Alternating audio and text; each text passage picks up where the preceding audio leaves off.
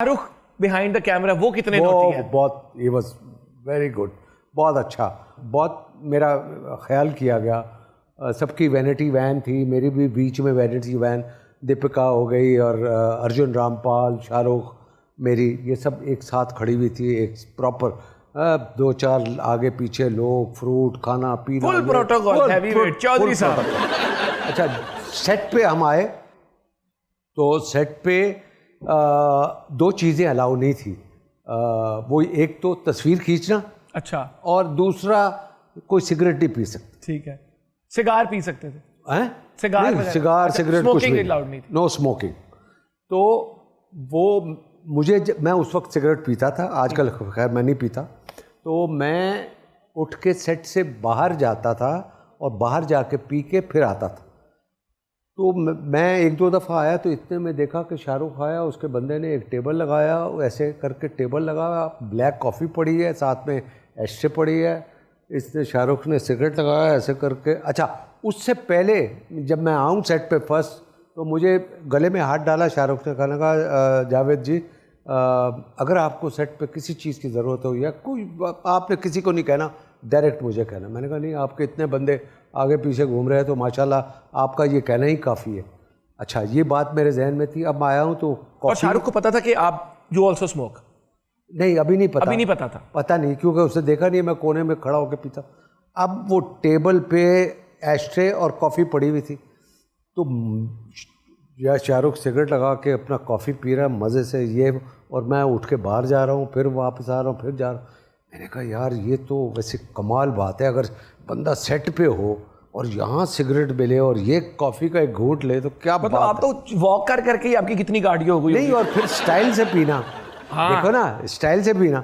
तो मैंने कहा यार जब भी शाहरुख ने तो मुझे कहा है कि किसी चीज़ की ज़रूरत हो, मैं चला गया शाहरुख के पास। अच्छा। मैंने कहा एक्सक्यूज़ मी, बोला जी, मैंने कहा ये आप कॉफ़ी पीते हैं? बोला हाँ। मैं सिगरेट भी पीते हैं?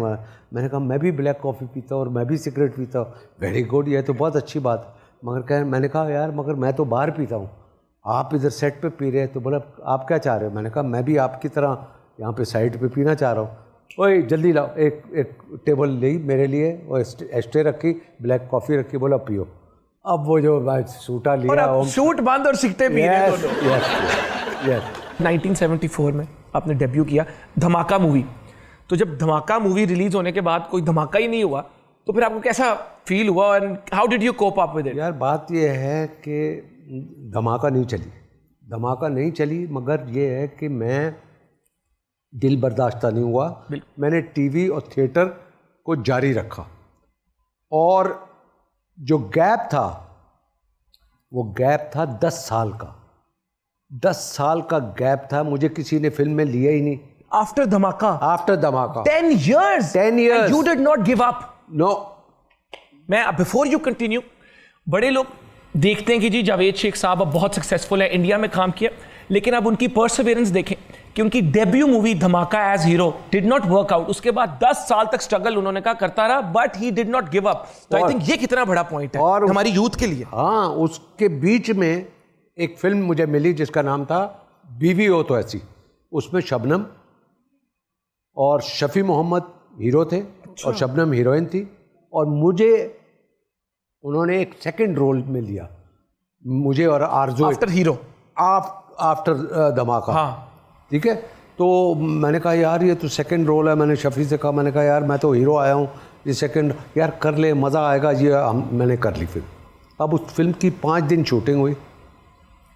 5 दिन शूटिंग करने के बाद बहुत खुश थे कि भाई चलो दूसरी फिल्म आ रही है, ये है वो। 6ठे दिन जब मैं ईस्टर्न स्टूडियो पहुंचा हूँ तो उन्होंने कहा सर आज आपकी शूटिंग नहीं है। बोला क्यों? बोला वो कोई मीटिंग है रात को जबीस होटल सदर में, आपने आना है, room number so and so, तो एक मीटिंग है आपसे। मैं परेशान हो गया, यार अल्लाह खैर करे, पता नहीं क्या बात। अब मैं गया हूँ जबीस होटल में, दरवाज़ा खोला तो भरा हुआ था, लोग बैठे हुए थे, और लाहौर का जो उनका डिस्ट्रीब्यूटर था उसने अपने बंदे भेजे हुए थे, नसीम पॉपुलर फिल्म्स जहाँ पर है, उनका बंदा आया हुआ था और वो उधर बैठे हुए थे। उन्होंने पहले ही मैसेज दिया कि भाई आप पंजाब के लिए फ़िल्म हमने ख़रीदी है, आपने जो कास्टिंग की है वो गलत की है, ये जावेद शेख फ्लॉप एक्टर है, आपने इसको फिल्म में से नहीं निकाला तो हम पंजाब में आपकी फिल्म नहीं लगाएंगे। उन्होंने मुझे निकाल दिया, उन्होंने उसको ले लिया, मैं रोता धोता चला गया। फिर भी आपने कहा मैंने एक्टर बनना है, मैंने बनना है, मतलब आपने ठान ली थी। यस। ये देखे बात तो यही है कि आप इंसान जब किसी हाइट पे चढ़ने की कोशिश करता है वो गिरता है गिरता है गिरता है, मगर अगर वो हिम्मत ना हारे तो वो एक दफ़ा अपनी मंजिल तक पहुंच जाता है।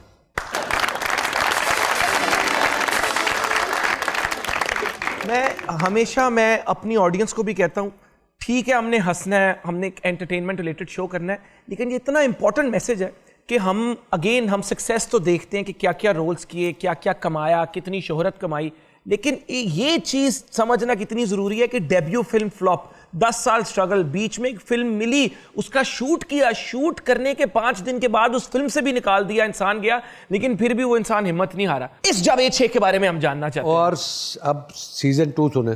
सीजन 2 83 में मेरा अनकही आ गया। ठीक है, अनकही ने एक तबाही मचा दी, वो लड़कियां पागल। Oh yes it was.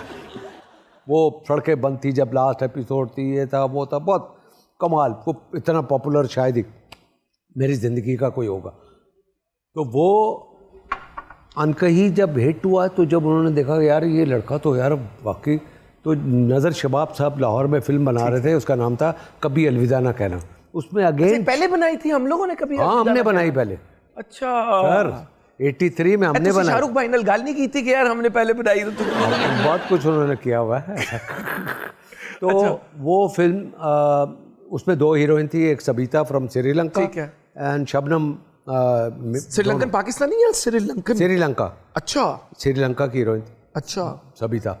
और पाकिस्तानी मूवी थी? पाकिस्तानी हम बाहर के लोग पहले कास्ट कर रहे थे। हाँ हम हाँ, दैट वाज अ को प्रोडक्शन। अच्छा, दैट वाज अ को प्रोडक्शन।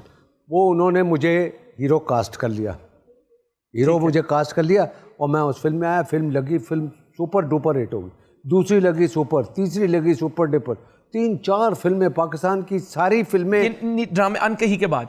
अनकही के बाद ये 83 से 84 1 साल के बीच में मैं बात कर रहा हूँ। अब 84 में टॉप पे ये सारी फिल्में बनी हुई है इस वक्त, हवा में इस वक्त, high in the sky, flying. अब वही प्रोड्यूसर डायरेक्टर जिन्होंने बीवी हो तो ऐसी बनाई थी, उन्होंने एक फिल्म का आइडिया लेके उन्होंने कहा कि यार ये बाबरा शरीफ हीरोइन है और फैसल रहमान हीरो है। वो उसी डिस्ट्रीब्यूटर के पास गए, उनको कहा कि ये फिल्म है और ये हम बना रहे हैं। तो उसने कहा कौन है हीरो, कौन है? बोला वो फैसल रहमान। आपका नहीं नहीं नहीं नहीं फैसल रहमान नहीं चाहिए। बोला फिर? जावेद शेख, जावेद शेख के बगैर फिल्म नहीं हो सकती। उन्होंने कहा सर आपने तो वो उसको उस फिल्म से निकलवाया था। कहता है कुछ नहीं भाई, अब तो भाई उसके अलावा तो फिल्म नहीं बन सकती, चलो उसके दफ्तर में उससे माफ़ी मांगते। अब मैं एवरन्यू स्टूडियो में बैठा हूँ, मेरा रूम था वहाँ पे, ठीक है। तो वो मेरे पास आते हैं। जबीस में जब मैं गया था तो ये सारे बैठे हुए थे, मैं खड़ा हुआ था। अब ये मेरे कमरे में आया है तो मैं ऐसे बैठा हुआ हूँ और ये सारे खड़े हुए हैं।